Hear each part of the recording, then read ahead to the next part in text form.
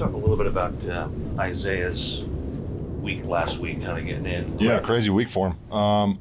He did a great job coming in. I don't think he got here until Thursday. Coming in, learning the game plan. I know there was some, comfort level with his previous experience here, but I would say it's changed a little bit. Since he's been here, and Coach Groh, Troy, they did a great job, and Isaiah obviously put in all the work to make sure that he was able to go out there and not only know what to do, but do it at a high level and make some plays for us. I mean, it was that was one of the cooler things I've seen in my experience in the NFL, is just someone showing up on a Thursday and then having a major role in the game and playing well, and he did a great job. We talked to you last week. We talked about how your role changed during the week. How did your role change on Sunday? Just communicating with Mike and letting him know what we were seeing, thoughts moving forward. What plays do you like here? What plays do you like there? So I would say there's just probably a little bit more communication there between him and I, and just constantly making sure that we're seeing the game through the same set of eyes, and making sure everyone's on the same page. How would you describe Kelvin Shepard's defense? Aggressive. In the schemes that they play, the techniques that they use. There's a lot of press coverage when you look at it. They're aggressive. You look at their backers.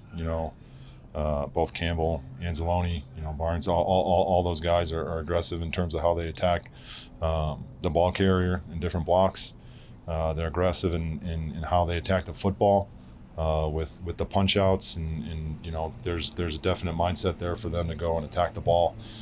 So I would say aggressive is probably the best way to describe it. You've known Caf, obviously, and worked closely with him for a while. So maybe just curious what your impression was of how he handled last week, up through the game. Yeah, he did a great job. Obviously, not the easiest circumstances to kind of take over in that situation. But he did a great job making sure that the team was ready to play. And I felt like our guys responded well to him.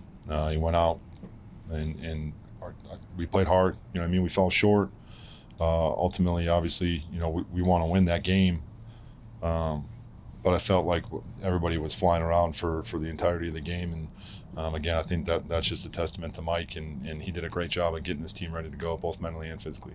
Game plan-wise, assuming Jackson gets cleared, when you go to put together the game plan, how much do you have to take into account that he is coming off a concussion? Yeah, you definitely take it into account. It's no different than if someone was coming off a sprained ankle. You know what I mean? Got to make sure that you're not exposing people unnecessarily, and again, putting our team, in a position to win the game, and for all our guys, for us, in order to win the game, we're going to need our best players on the field. So yeah, that comes into account, but I would say that comes into account when we're designing any type of play and making sure again that we're putting our guys in the best spots. The run game worked really well on Sunday, so I'm curious, what did you see that worked really well, and do you also see this offensive line growing in a way where that can be replicated? Yeah, our guys played hard. I thought there were multiple examples of pile pushes, of guys finishing, finishing their blocks, finishing to the ball. It's little things like being the first guy down there to help Marta or Tracy or whoever has the ball, helping them off the ground. That's something that we're stressing. And that's a mindset, and that's contagious. And they did a really good job of in the past, there's been spurts of that. I felt like for the first time in a while that there was 60 minutes of that, and you felt it throughout the game. And those guys have done an awesome job. Carm does a great job with Brick of getting those guys ready to go.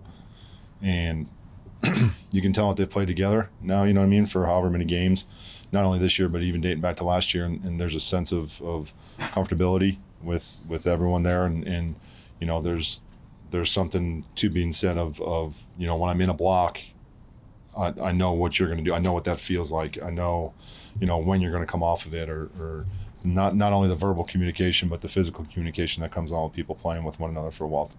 What did you make out of what you saw to Jameis last week? Jameis executed the game plan. He was aggressive when we needed him to be. Obviously, there's always going to be plays that you want back.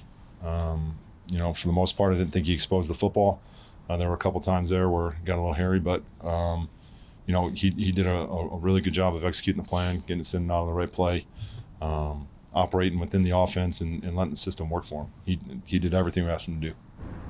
Receivers come in all shapes and sizes. I think maybe because of his size, Wan'Dale gets pigeonholed as a certain type of receiver. Has the season he had shown you that he's like a legitimate every down, you know, top 2 receiver on a team? Yeah, I mean, I think last week he played every snap. So, you know, it is, you know, goes to, you know, his toughness, his versatility, you know, his ability to not only run but win on you know, a wide variety of routes. And he's a guy that constantly shows up for us when we need him. So, you know, to answer your question, yes.